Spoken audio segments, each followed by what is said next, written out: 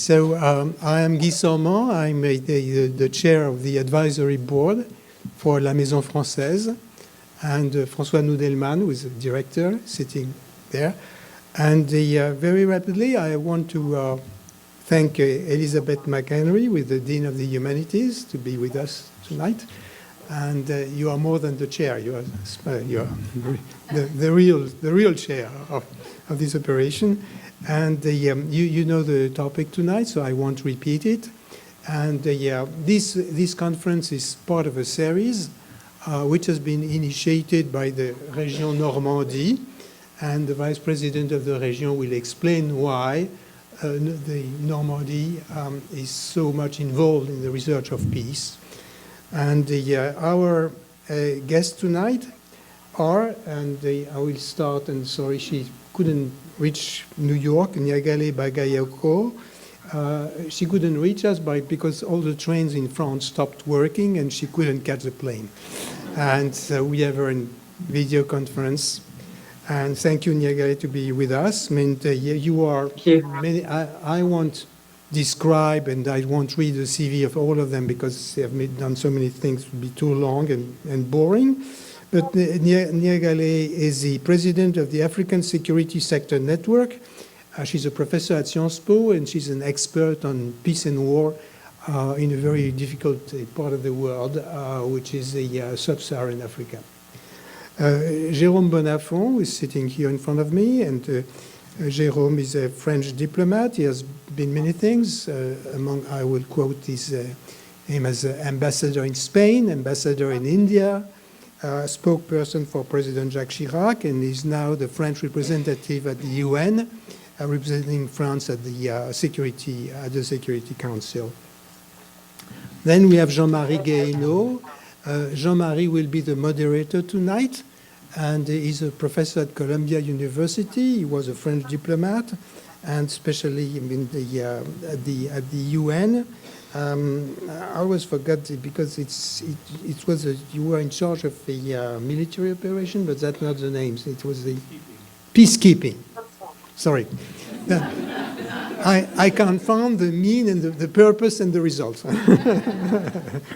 And the author of many well-known essays in French, like Le premier 21e siècle, de la globalisation à l'émiettement du monde.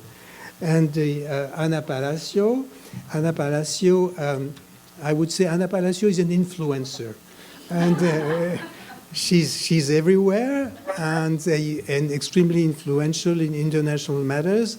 But among other things, she was a minister for foreign affairs in Spain, vice president of the World Bank, and a professor at Georgetown University, etc., etc. So I think the influencer is the best way to describe who you are, influencer at a global level. And François-Xavier Priolo will explain the role of the Normandy region in all that. I mean, he's the mayor of a city in Normandy, which is Vernon, and he's a vice... Oh, Louviers. I come.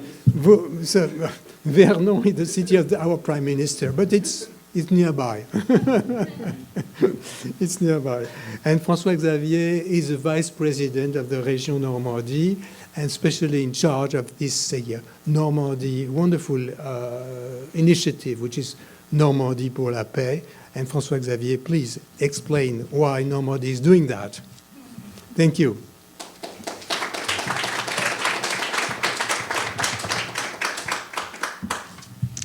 Thank you, Guy. Dear everybody, just a few words about Normandy. I think everybody knows Normandy around the world because Normandy is peace and freedom. And as a vice-president of the region, the chair of the region is Hervé Morin, former Minister of Defense in France. We decided now, almost 10 years ago, to create an initiative called Normandy for Peace. I propose just to begin a very quick video to show you what is Normandy for Peace.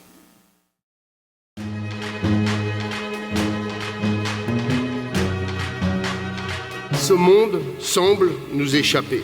Et nous ne savons plus très bien d'ailleurs comment œuvrer pour sauvegarder la paix face à la folie qui semble gagner les hommes.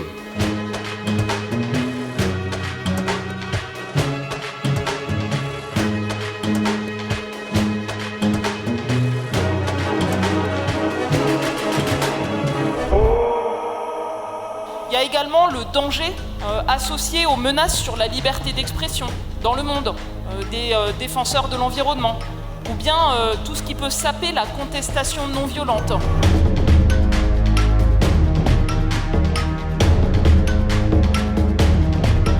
Ce sont des défenseurs de la liberté et on les applaudit bien fort.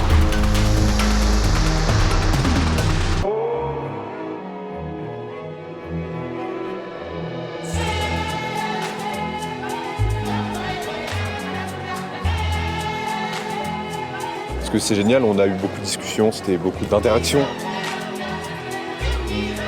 On pouvait échanger, on voulait à chaque fois rebondir sur la question. C'était vraiment un échange entre nous et eux.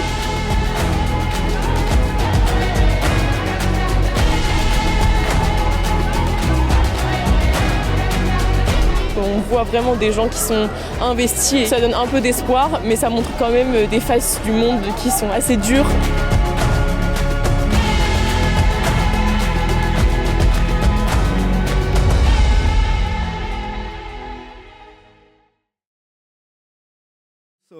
It was in 2018 we created this initiative, and Normandie for Peace is two different things. It's a world forum every year, which takes place in the headquarters of the Région Normandie in Caen. We have about 7,000 or 8,000 people and panelists from all over the world, and it is a forum dedicated to mostly to young people, people from high school, and also to the general public. And we have plenary sessions, we have debates on geographical issues, conflicts, and the idea is to understand the current world. And because we are in Normandy, we must not be only on the past, on the memory, it's very important, but to thank our liberators from United States, Canada, United Kingdom. We also have to understand the world and to build a better world. This is the forum, and we have other things. Maybe we have some slides with some illustrations, but it's not only a forum, but also a permanent program during all the year, and not only in Normandy, but in France, in Europe, and in the world. And we create a network, an international network with different partners. And tonight we have this partnership with Maison Française, thank you François and Guy, to organize conferences. I was in South Korea 1 month ago, also for an international conference on international security with the city of Incheon for the 75th anniversary of the war of the end of the war in Korea. And we have created this permanent program in 4 pillars: Normandie for Peace Campus, Normandie for Peace Contents, with new productions, web series, academics, and also we have created with the European Parliament a Normandy Index dedicated to the prevention of the conflicts. It's an annual report that it's called Normandie for Peace Index. And we also have a pillar dedicated to dialogue and mediation, closed sessions. We organize closed sessions dedicated to disarmament, a P5 group with different rounds, but also we try to organize some meetings between parts in different conflicts for the Middle East, but also Russia and Ukraine, etc. And the last pillar is dedicated to culture and science, because to promote a lasting peace, we also need to have emotion, the real people and the real life, and real life is also obviously culture and education. So the idea is really to promote, and it is the issue of tonight, to promote a lasting peace, to promote multilateralism, to promote the international law. And it was in 2019, with Nobel Peace Prizes, we wrote what we call Normandy for Peace Manifesto. You will have it after the conference. It's a simple text, just explaining what is our vision of the future of the world, what is our vision of peace for the future generations, and it's our constitution of Normandy for Peace. And tonight, this conference is really an illustration of what we want to promote. We want to promote the law and not only the war and the conflicts, but we are not naive, we are very realistic, and we need to be together to promote this vision of a lasting peace. Thank you.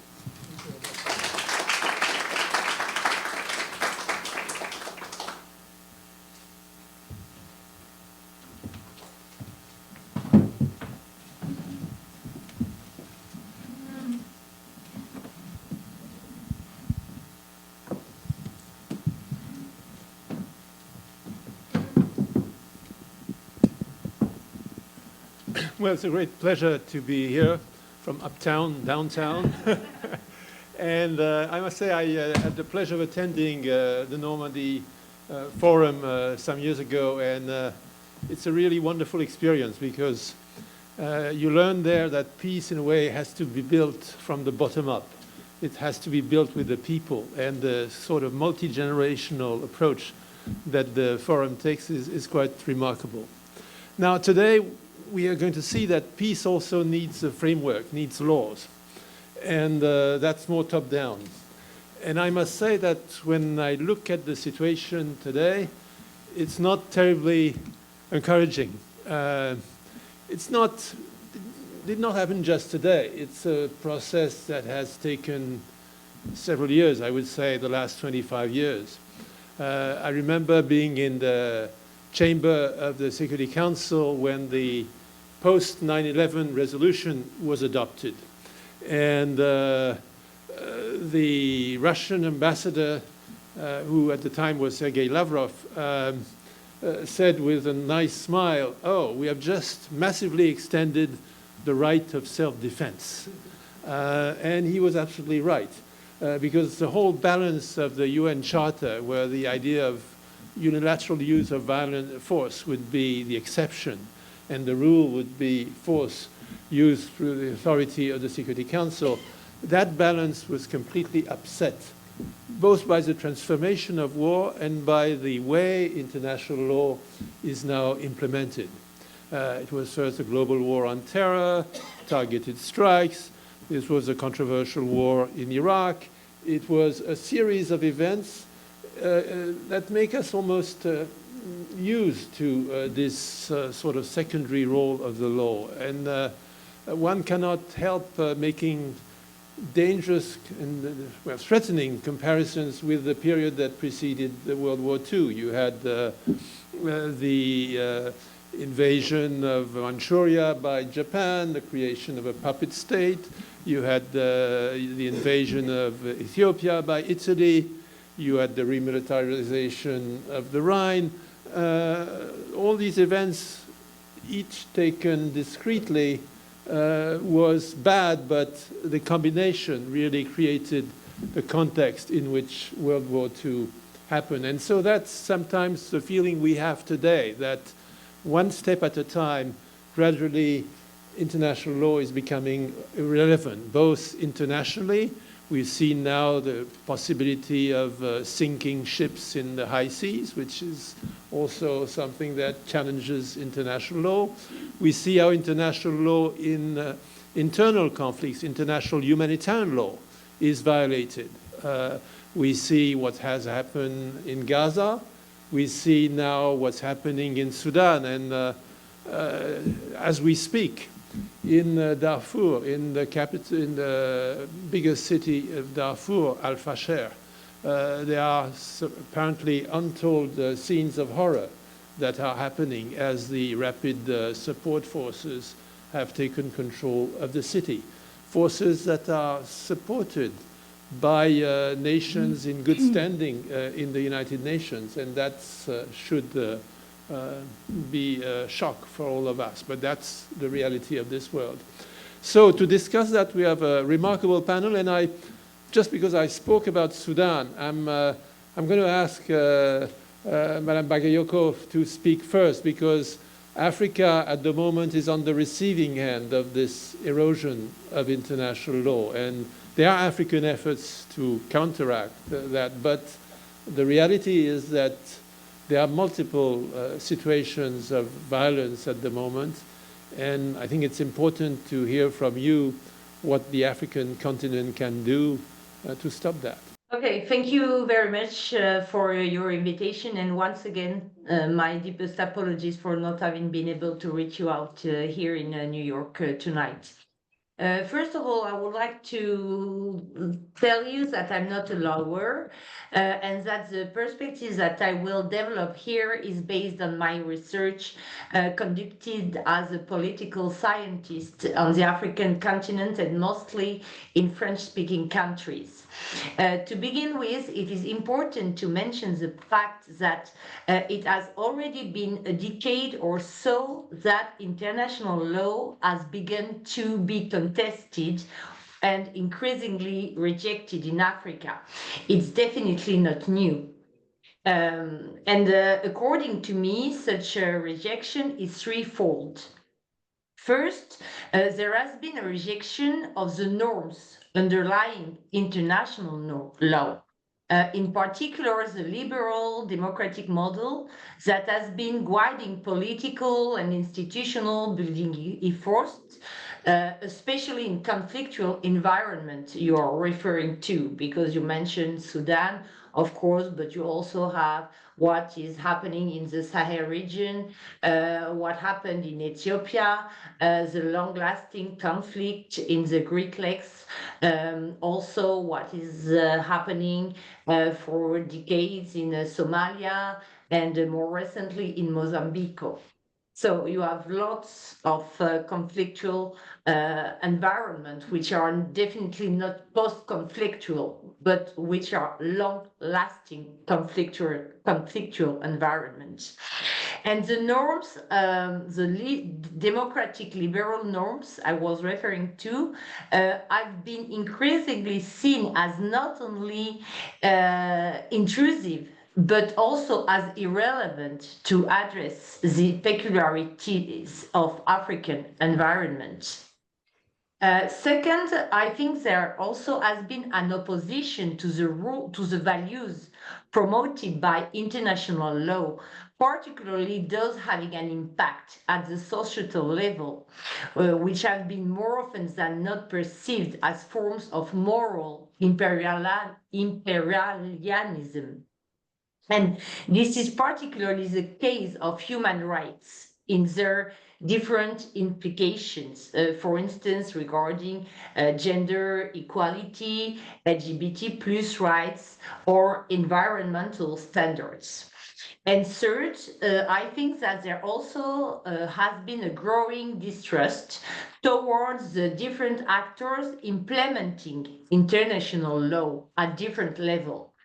At the state level, the justice system as a whole has tended to be delegitimized in a lot of African countries because of its politicization and corruption. At non-state level, NGOs and human rights civil society organizations have often been accused of being unrepresentative or to be co-opted by foreign interests.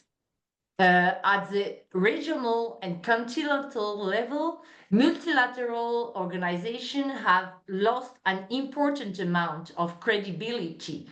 And the case of ECOWAS is particularly telling, as it is probably the most hated international institution in West Africa today. And at international level, of course, the failure or the limited impact of a United Nations integrated peace mission, such as MINUSMA, for instance, in Mali, have contributed to weaken the rules they were supposed to promote. And interestingly, these waves of criticism most often stems from a political movement whose rise has long been ignored and which is the so-called Neo-Pan-Africanism movement, which represents, in my view, the sub-Saharan version of the patriotic, nationalistic, and sovereignist wave sweeping across all over the continents. And this Neo-Pan-African movement pretends to reflect a deep desire for emancipation and national pride, and it also challenges the universality claimed by international law, merely seen as paternalism. And the central role of this movement has often been overlooked in favor of interpretation, suggesting that Africans are purely manipulated by foreign powers, be they France, Russia, China, or Middle East. Yet, Neo-Pan-Africanism carries an alternative vision of the world order as currently governed by international law. And this vision is deeply rooted in African traditions and customs, perceived as better suited to the continent's specificities. Thus, international law is increasingly challenged by these political streams, both by the Sahelian military regime, but also by a growing number of civil society organizations that share similar views. And their argument frequently refers to the double standards applied in the implementation of international law by international partners, both bilateral or multilateral. And such double standards in condemning, for instance, only a few military takeover, for instance, the acceptance of a dynastic military succession in Chad, have undermined clearly the principle of condemning unconstitutional changes of power, which is at the core of the African Union principle in particular. And on the other hand, inaction or selective indignation when elected civilian regimes have manipulated national law to stay in power beyond term limits have often paved the way for the accusation of inconsistency. And as a result, the liberal principle now appears to many Africans as mere instruments of foreign policy, cynically used under the banner of international law. However, it is interesting to note that international law is also often used and even instrumentalized by the very actors who contest it. And for instance, Mali has officially requesting a meeting of the UN Security Council to put an end to what it described as act of aggression by France in the form of alleged support to jihadi groups or espionage activities. To conclude, it is perhaps within these very contradictions that one possible path lies. That of integrating into international law the norms, values, and standards originating from states, and even more importantly from societies that assess the validities of certain rules which have governed them country for ages. Thank you very much.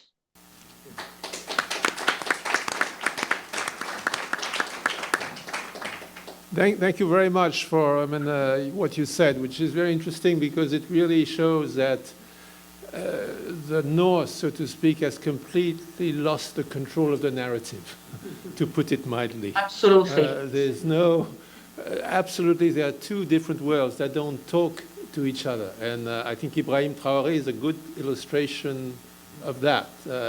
He is an African hero now, way beyond... It is embodying this Pan-Africanism movement, in fact, Ibrahim Traoré, exactly. So, let me turn to Ambassador Bonnafont.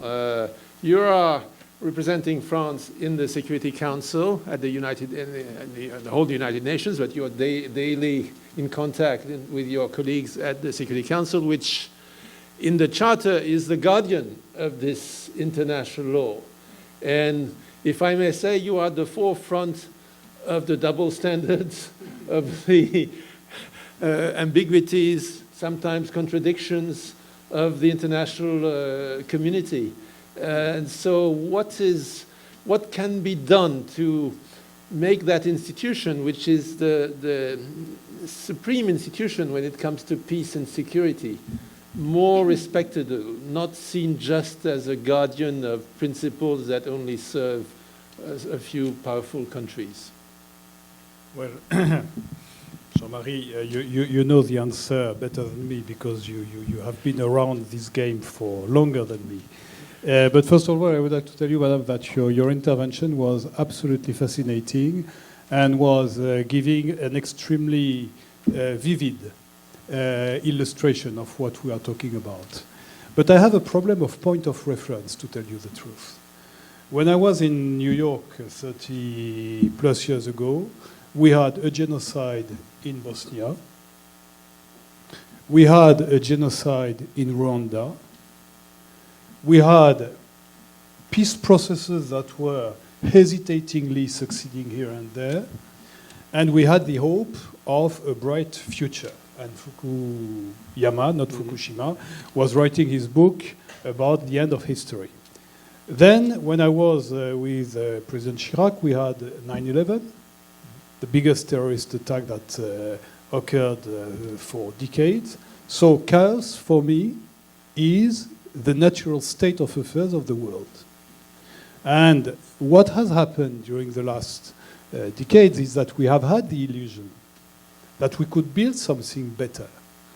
But now, with the rise of what we often call in France muscular powers, we see a trend around the world of leaders, whether it be in the West, in the East, in the North, in the South, muscular leaders who come with easy answers to complicated questions. And people tend to believe that by entrusting those people who are the enemies of compromise and who believe in assertion the keys of business, things are going to improve because they will be tougher than the others.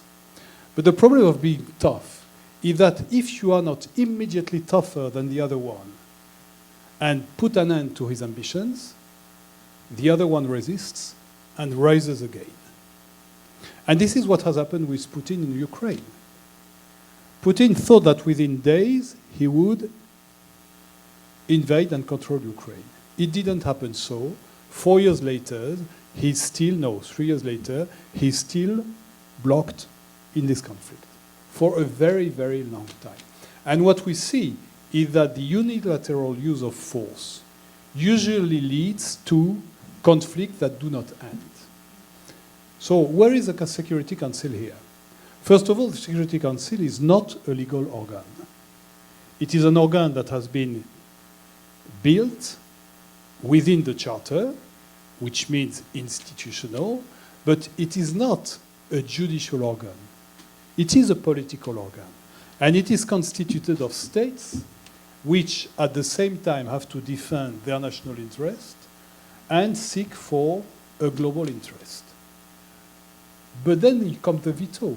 5 countries have a veto, and 3 of them are completely without complex in the use of veto.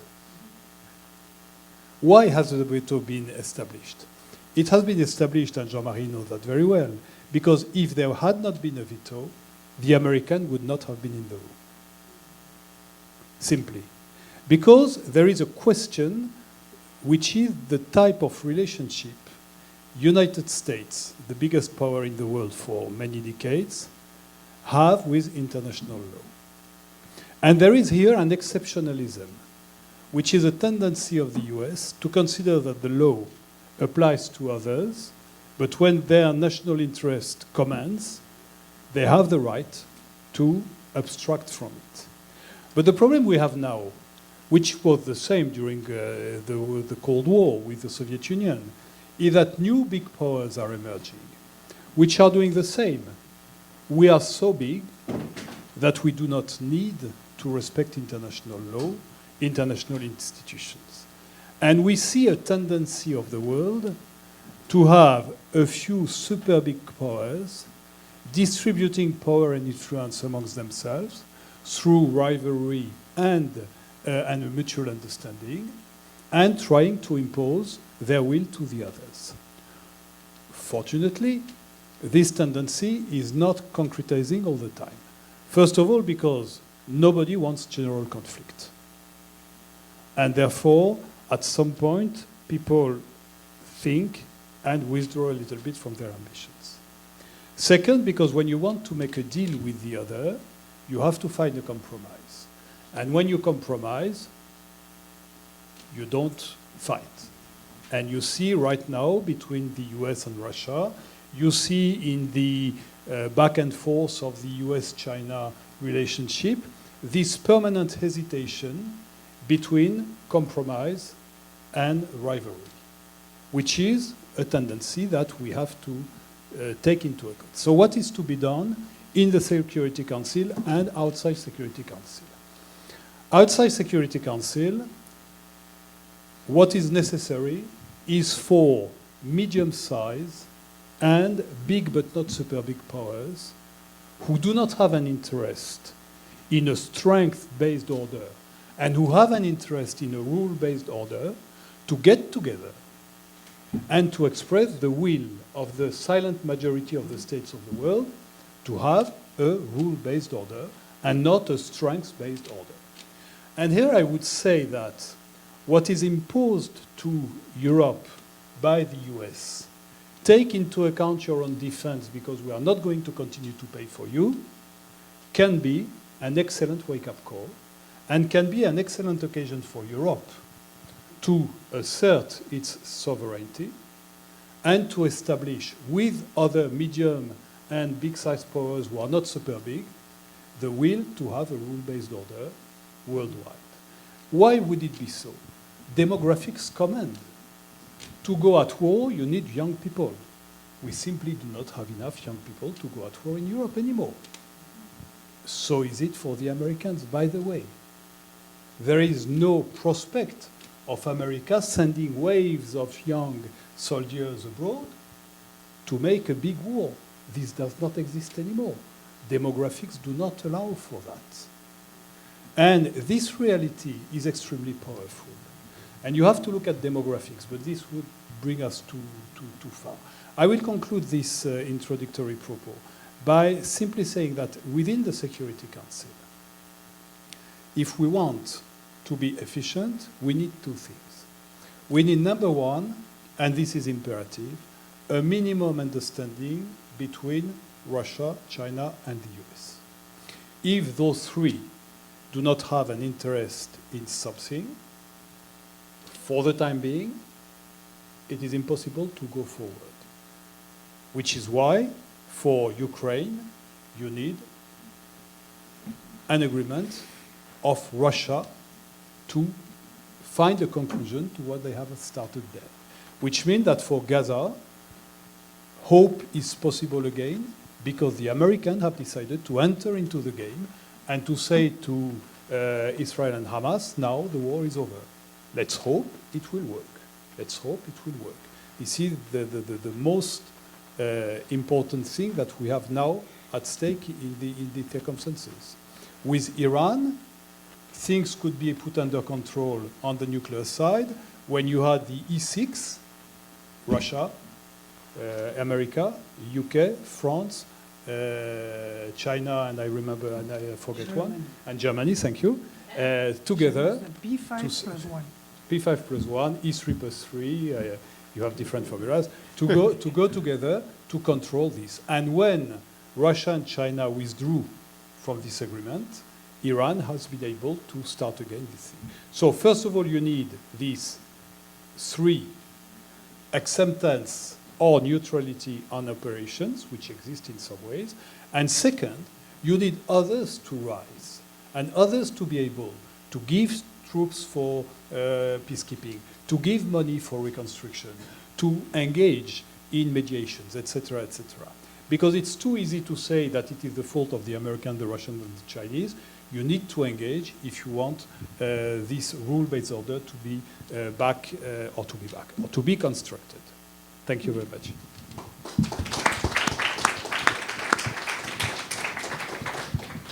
Thank you very much. You focused a lot on the responsibilities of the middle powers. And indeed, when you see the combined power of the middle powers, that's considerable. But the middle powers, are they doing as much as they could? I mean, I'm going to turn to Ana Palacio, who's the Minister of Foreign Affairs of Spain and who knows Europe very well. Do you see the middle powers rising to the challenge? Well, thank you, Jean-Marie. I could start by saying thanks for the invitation. It's great to be here. And thank you to Maison Française and NYU. It's important to be at NYU. So I will start not as former Foreign Affairs Minister, I will go to Iraq, by the way, but I will start as what I am. I'm an international lawyer, an international public law lawyer. And to the examples that Jean-Marie Guéhenno has mentioned about how the international public law has just has lost, just not just shine, but lost influence, I think that we have to add three reflections.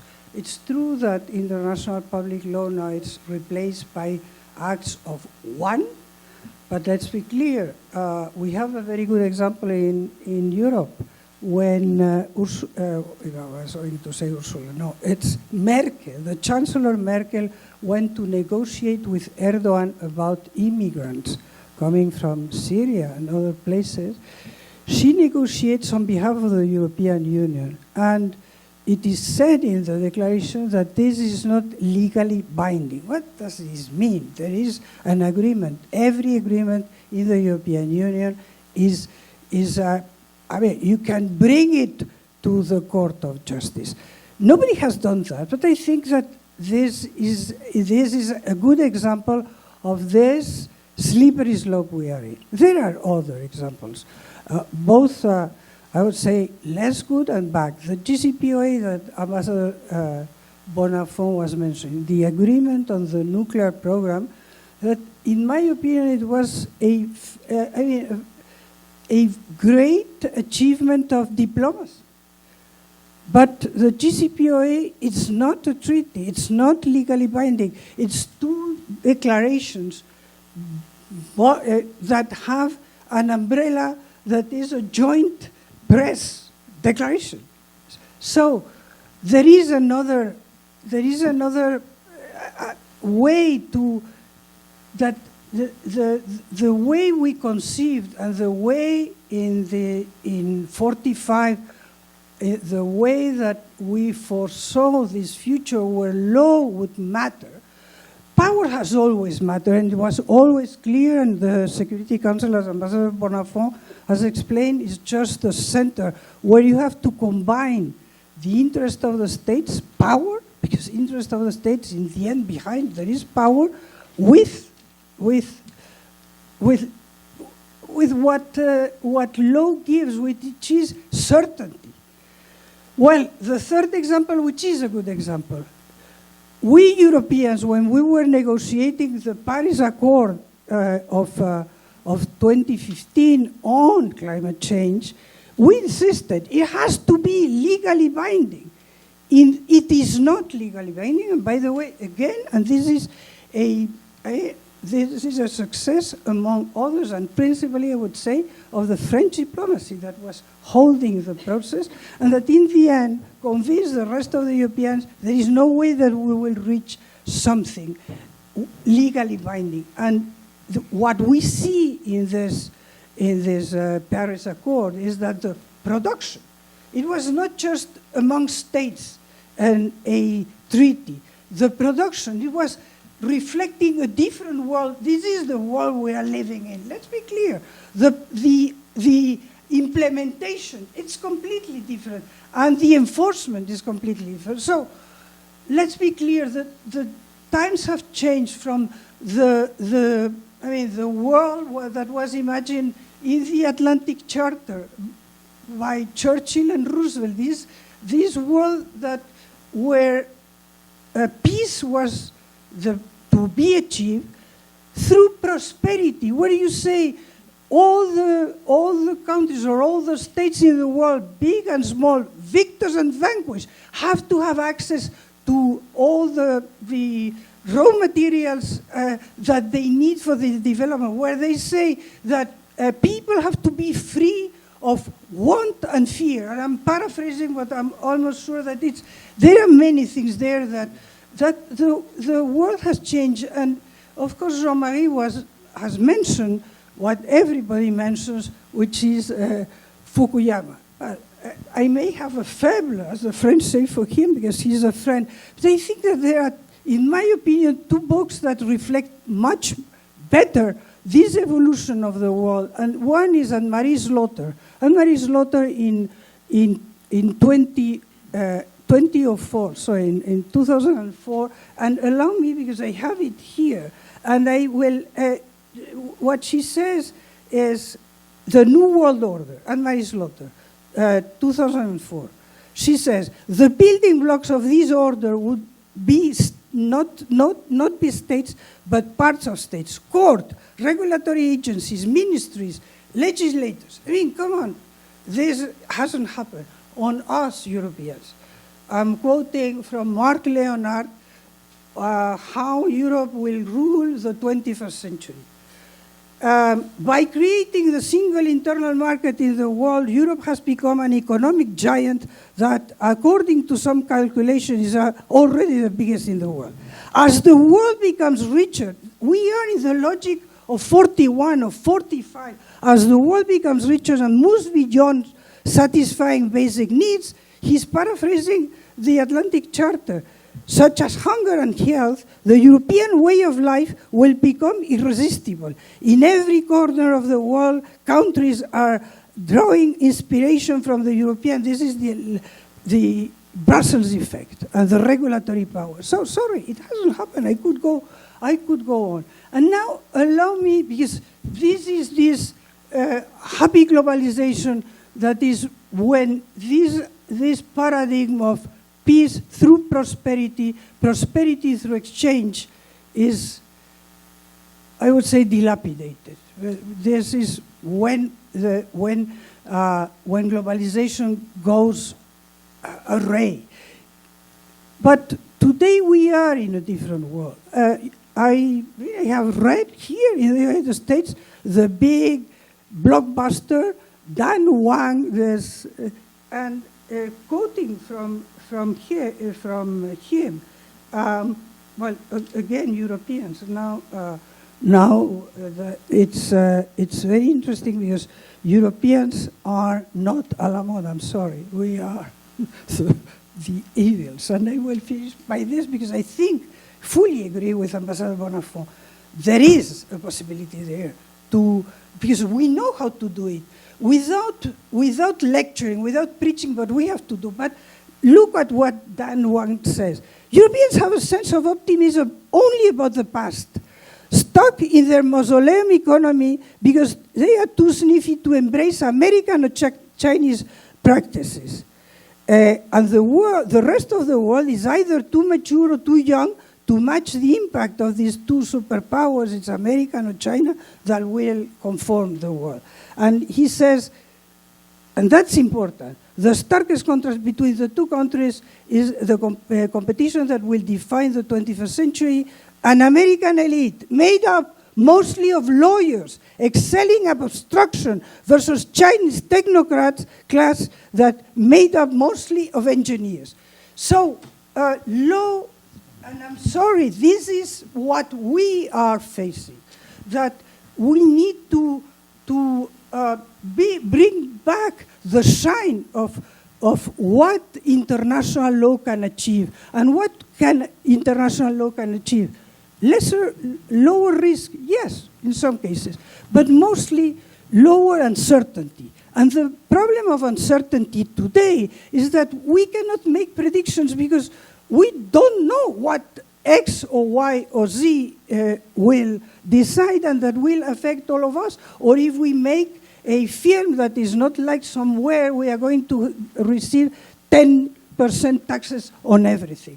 So I think that in order to do that, there has to be a coalition of the periphery. Because honestly, I think that here we have two superpowers. United States, the incumbent, and China is there. I think that Russia more and more is a junior partner to China. And we could discuss this. I don't think this is a third pole. It's a junior partner to China. And then the rest. And then the rest. And the rest is the Brazils and the Indians. But for us Europeans, the Brazils and the Indians and the South Africans and the Moroccos, I mean, they don't share our liberal approach to this world order.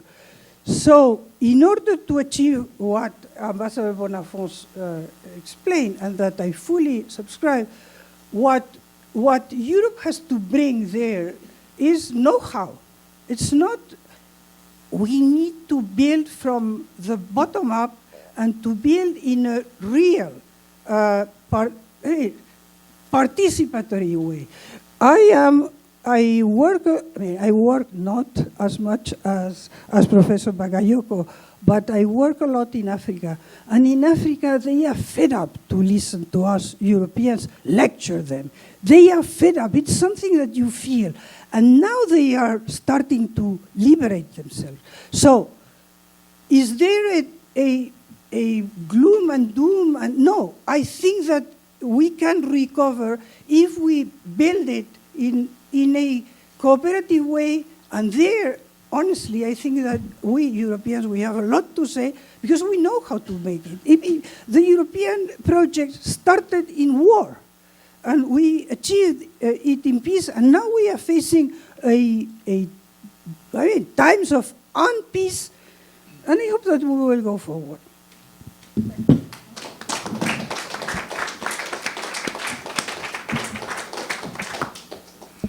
Thank you. So at the end of the day, we do need some institutions. That helps. And I would just one last quick round with our panelists, and then open to the room. So, Madam Bagayoko, you gave a brilliant description of what is feeling in Africa of many young people.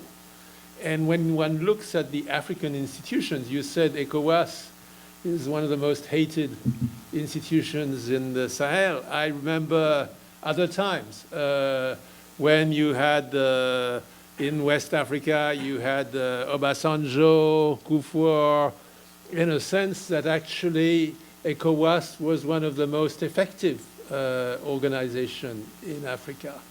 So what should happen? What should happen so that ECOWAS, but also the African Union, which is not at the moment at its strongest, to be honest, what should happen for Africa to have also an institutional voice? Because at the end of the day, in this globalized world, if you are not at the table, you don't exist. And so it's very important for the Africans to have the institutions that will help them deal with their problems and to interface with the rest of the world. Thank you very much. I think there are several aspects in the question you're raising. First, as you're mentioning, it's very important to remember that ECOWAS was seen as a model for the implementation of Chapter 8 of the Charter, of the UN Charter, because it was the first attempt at launching peace operation at the regional level based on an economic organization initially. And in fact, I think that what happened with ECOWAS is that, like the African Union, in fact, it betrayed its own principles. I think that you can play with interest. It is the very essence of an interest to be very flexible.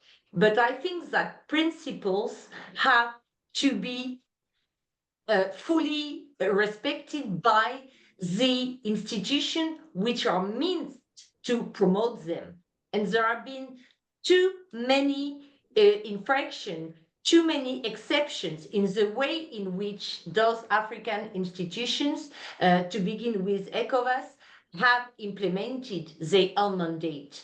As regards your question for the roles that African could play at the international level, it's very important to remember that the first obstacle to their own representation, for instance, at the United Nations level, Security Council level, is their own rivalries between themselves. There is a big competition between African states themselves to the question to determine who could or should represent the African continent. So this has not to be forgotten. In fact, I think we also have to stop to see Africans as victims of the international orders. Africans themselves have definitely not shown lots of solidarities as regards the conflict on their own continents. It's very hard to see someone at the state level or even in the media, in the Sahel, to pay some attention to what is happening in the DRC or in Sudan. So Africans themselves are also responsible for the lack of influence of international law or African law and principles themselves, in my view. Thank you very much.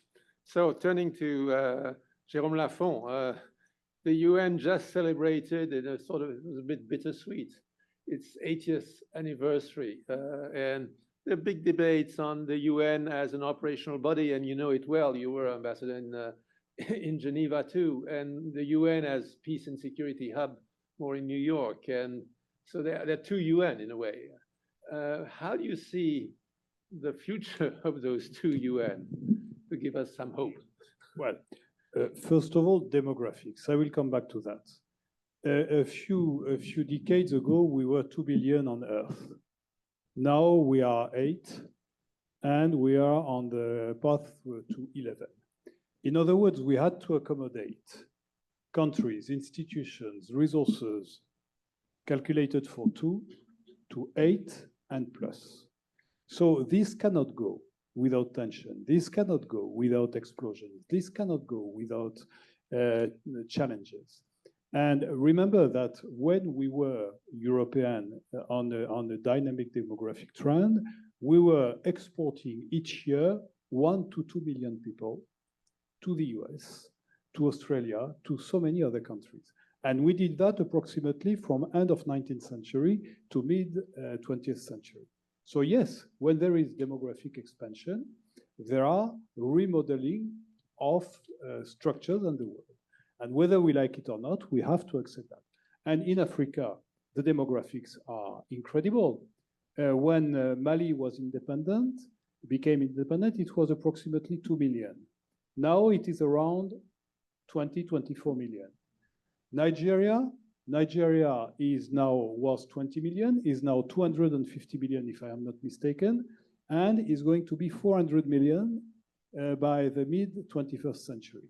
So this expansion has to be taken into account when you think about what you can do to the world, first of all. Second, I see what was described by Madame as post-colonial, anti-Western, etc., as the new chapter of independence of many countries around the world, which is a chapter in which culturally those countries want to create their own system and their independent way of thinking the world, thinking politics, thinking institutions, thinking economic development. And honestly, it is extremely legitimate as a process. But what is the challenge for us Europeans? The challenge for us Europeans is that the baby is not thrown with the water. And the baby is a core or universal values. Nowhere in the world can you pretend that the value of a woman here is less than the value of a man. Nowhere in the world, no religion, no philosophy pretends that a woman has less value than a man. What you see are cultural distortions. But what you see, for example, in Afghanistan, these are Pashtun traditions which are pre-Islamic and which are kept, but it is not written in Islam the way it is done in Afghanistan. And you can have that in many, many ways. Torture. Who can pretend that recourse to torture is a legitimate way of handling people? Nobody, nowhere. It is a security way to keep people and to hold them. Political freedom. Of course, you have the Chinese who pretend that if you put society's interest higher than individual interest, you are more efficient and you are more in the project of society. And here you have a big tension in the world between those who are going to choose the individualistic way of approaching human being and those who are going to choose the collective way of seeing the human being. This is going to be a real challenge in the world during the next decade. But to come back a little bit more flatly and daily to what you were asking. Last week, there were 150 heads of state. So for the anniversary of an old decaying woman that would be called the UN, it's not bad, 150 heads of state. It means out of 193. It means that people are attached to the idea of the UN. And the Secretary General told us a few days before, this year listen carefully to the speeches of heads of state. Usually we sleep during speeches of heads of state. This year we listen carefully. And what was said, apart from a few extremely vociferous speeches here and there, what was said by everybody was, we need a place where we meet and talk and where we meet and decide. And of course, it's horribly complicated, but it is irreplaceable. I would tend to believe that our parliament in France these days, or the Congress of the US, or the British Parliament do not have better results when it comes to managing public affairs than the UN today. It's a low bar. So why would we expect from the UN to be more efficient than national institutions? No, they are the mirror of what we are and of our society. And of course, we must always challenge them and always try to make them better. But in this year of doubt, the UN has adopted 4 treaties on pandemics, on cybercrime, on genomic sciences, etc. 4 treaties in 1 year. On high sea, not bad. We have adopted 5 plans of action. Soft law, I agree, but plans of action. And then, of course, divisions on peace and security, division on development. But okay, it's like that in any family. You have points of agreement, you have points of division. And we are going to go forward like that.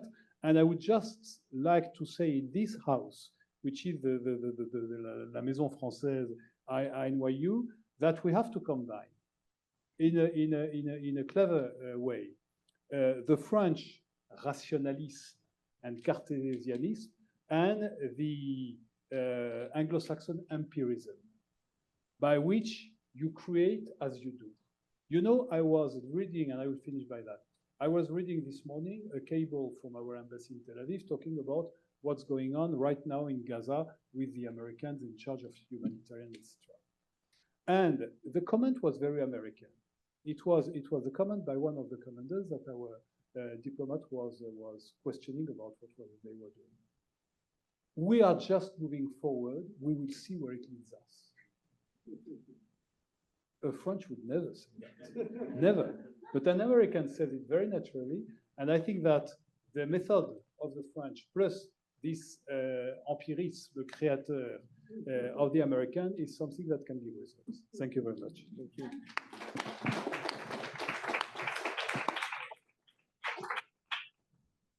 So we have spoken about Africa, we have spoken about the UN, the European Union. It has been a force for law because the whole idea of the European Union is to regulate relations between states through a legal framework, and it has been remarkably successful at that. and it has surprised the world. It has surprised with its unity on Ukraine. It has surprised many situations. It has done much better than a lot of people expected.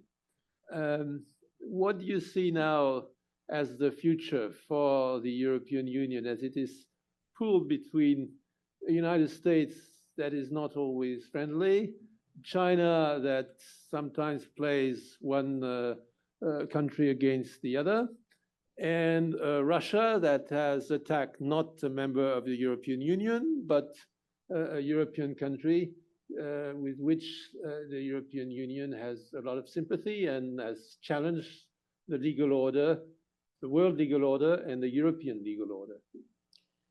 Well, I think that the Union exists in law, by law, with law, and we can go on. The European Union is the best achieved example of this thrust of 41 or 45 to overcome feuds.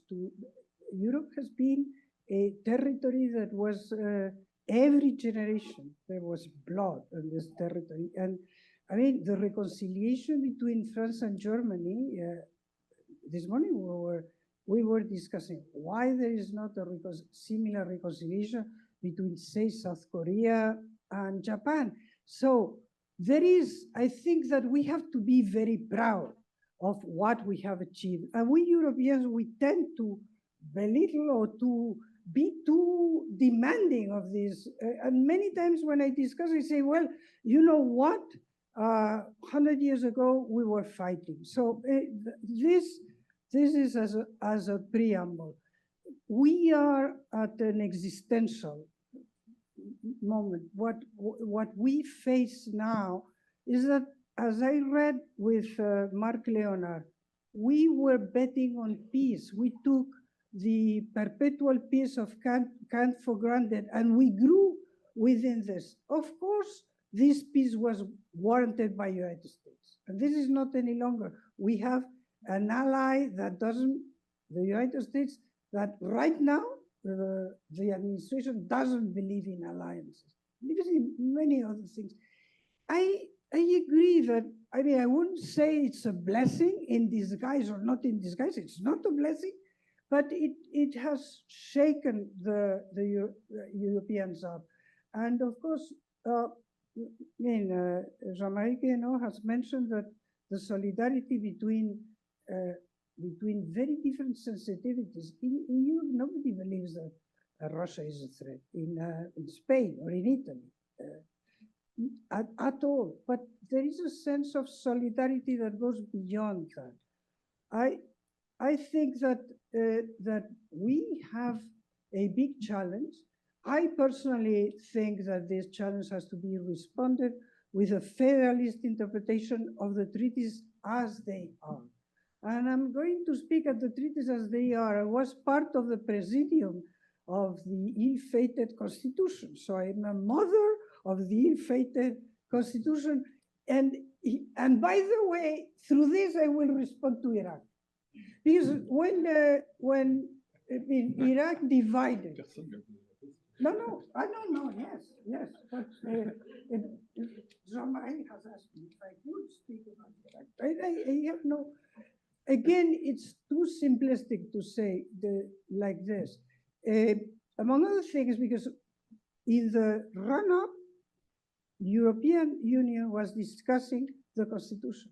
And there were two visions that in hindsight, we probably, the Atlanticists, among which I count myself, and I'm still an Atlanticist, I don't believe that we have lost this identity, and I think that we have to recover this, but there were the Atlanticists, more than half the members of the European Union were there, and there was the other side under the leadership of France, because people say France and Germany. No, Germany was interested in another third process that was happening at the same time, enlargement to the east. Germany was really, the priority was enlargement to the east. France has always had this universal ambition, and I say I'm French for J'ai été formaté par le lycée français de Madrid. Donc, and if we go to the traditional French, je peux me réclamer d'être française parce que c'est l'école publique qui fait les Français. Au moins, qui faisait les Français. Mais moi, ils m'ont fait. Ce qui ne veut pas dire that we are always in agreement on deçà des Pyrénées et en delà des Pyrénées. So this side and the other side of the Pyrenees, this is a different thing. So on these issues that, by the way, open parenthesis, Jean-Marie Guéhenno has mentioned Iraq on par with what's going on in the Caribbean now. I remind everybody that the United States brought Iraq to the United Nations, to the Security Council. So there are differences. There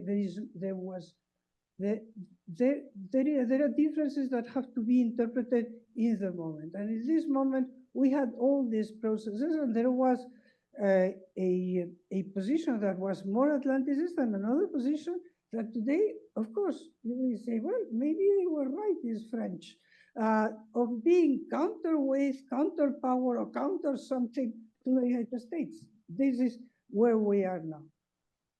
For the future of Europe, I think that against all odds, and probably the biggest challenge for us today is internal. It's AFD in Germany is in France. I have to explain to you, but there is in Germany there will be 5 big elections next year. These 5 big elections of Länder will be won presumably by the AFD. In Spain, Vox is getting more and more traction. So we institutionalists, we absolutely institutionalists, we need to understand that we have to have a better balance. And allow me to complete what Ambassador Bonnafont has said. There is a tension between the individual and the collective as subject of history. For us, for this construction that we have of international law, in the end, there is the individual, the dignity of the individual. If you read Eleanor Roosevelt's memoir of the Declaration, the Human Rights, the Universal Declaration of Human Rights of 57, there is a fantastic passage where she says, I think it was Professor Chan, that was the representative, Chinese representative, Chiang Kai-shek, but today she has integrated this as well, told us that there was a need for the administration of the declaration to study Confucian philosophy, because of course this tension between the individual and the collective is there in the world. There is another tension. Freedom and security, there is another tension. We have to face it. That we need a good balance, and this good balance can be reached. And frankly, finally, this is very French, there is a tension between critical rationality, where Descartes played a role, with following the precedent, with following the leader, with following, which is part charismatic, part tradition, if we refer to Max Weber. Well, so there are many challenges. I think that in Europe that we have overcome so many challenges. If our diminishing populations do not decide otherwise, we are going to play an important role in the next leg of the international debate.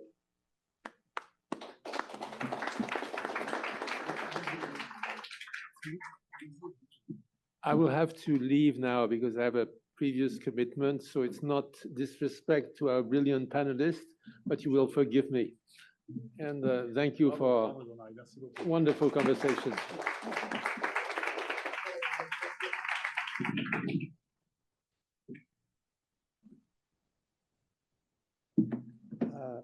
Thank you, Jean-Marie. We have 10 minutes left, And I hope there are questions from the audience, and the panelists who are still there will be happy to answer.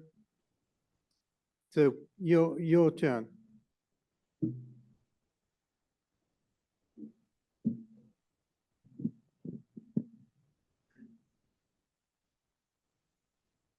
Thank you very much. Thank you to all the panel. I should disclose I have committed two sins. Firstly, I'm a European, and secondly, I'm a lawyer, not an engineer. But that's precisely the reason I intervene. The title is What Remains of International Law, and I think it's quite important to bring a little element of hope. I think that's what Ambassador Bonnafont was trying to do. I worked until last year at the European Court of Human Rights. It's a court with 60,000 cases pending. It resolves over 38,000 cases each year, about 11,000 judgments and decisions. Some of those cases are very small. They're about prisoners who are imprisoned in spaces which are less than 1.5 meters squared. They don't have access to light, air. Some of them are very big. They're about Alexei Navalny. They're about Osmana Kavala. They're about climate change.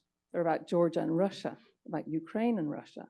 These are all judgments handed down by the court. So I would like just to say that there are mechanisms, perhaps better organized at a regional level in relation to Africa, the inter-American system, but certainly in Europe, it's an imperfect system. But by God, as a European, I'm really glad I live under such a system, because when Alexei Navalny died and he wasn't released from prison, I think he was probably happier that his cause was written in black and white in judgments, declaring that he and his supporters were right. His life meant something. Certainly, I've met his widow, and she's happy that the system worked to an extent in his favor. The ambassador mentioned muscular leaders, and I think you could have said muscular male leaders. But the problem nowadays seems to me that not so muscular leaders also want to play pick and mix with international law. I like interim measures when they're against Russia and Vladimir Putin, but I don't like interim measures when they're against another state or another head of state. I like interim measures for Osman Kavala, but please don't send me an interim measure when I want to expel someone who I consider undesirable to a destination where they may be tortured. So pick and mix politics is really a problem. Courts have their difficulties and their defects, but really the problem doesn't lie with who's interpreting and applying the law. It's lying with who is failing to execute the law. Thank you. Some other positive interventions? Yeah, sure, go ahead. It's a very important point. One day, Guy was telling me a couple of years ago, you know, Jérôme, we are only, nous sommes des rentiers. We live on what our ancestors have built. And I say that? Yeah, you said that. You said that very precisely. It was about public finance also. But what I want to say is that this is a heritage we have in Europe. And it is true that it is challenged. But what we see is the fragility of this heritage and how easily it can be destroyed. It is enough for a minister of interior of a country to say to the police, do not execute a judicial decision, and the rule of law is challenged, severely challenged. And we see that every day these days. And sometimes there is skepticism about the rule of law. There is skepticism about the power of tribunals and all that. And I think that any citizen who is empowered by this wave of skepticism, who is driven crazy by social networks on polemics against this and that, has to remember that the day we lose independent tribunals, however annoying they are, you lose the root of rule of law. And this is extremely precious here. It is extremely precious in Europe. And I think that when we talk about facing the chaos, what remains of international law starts at home. If we do not protect national law at home vis-à-vis abuses of power, we will be back to the chaos of the law of jungle. And this is extremely important. And if I may add just one sentence, I think that we we need as citizens to counter this accusation of lawfare. Because now the reaction of any executive that has a tribunal ruling against say, no, but this is lawfare. This is the government of the judges. They want to get into the executive power. I fully agree with you. I think when I mentioned the evolution of law is that in the enforcement, blaming and shaming counts a lot. So in all of us, each citizen, there is a duty to be there and to stand by the courts, by the law. I would just add the freedom of expression. Yeah. Which is the best protection, maybe. Okay.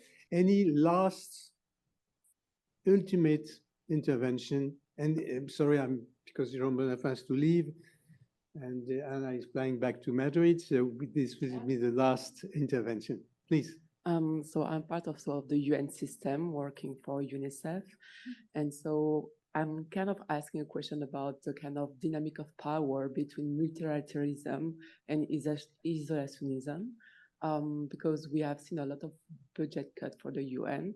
So when you were mentioning, the UN 80th anniversary and the solidarity of all the unity of the head of state and president coming together and kind of giving like the voice to the United Nations versus when it's come to the budgetary cut that the UN and UN organization has been facing for the past years, from the US or from France, UK, Germany, the biggest donor. How do you see like any perspective in the future in terms of this balance between like the kind of path that the Trump administration has set and kind of the trigger that has been, let's say, that has unfolded with like European power now that are also saying that, oh, the money we want to protect national law that you are mentioning for our own security and defenses. Thanks.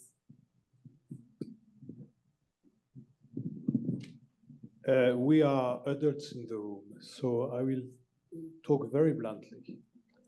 An organization which is funded 40% by one member, 90% by 10 members, and the rest by 183 members, has a problem of sustainability.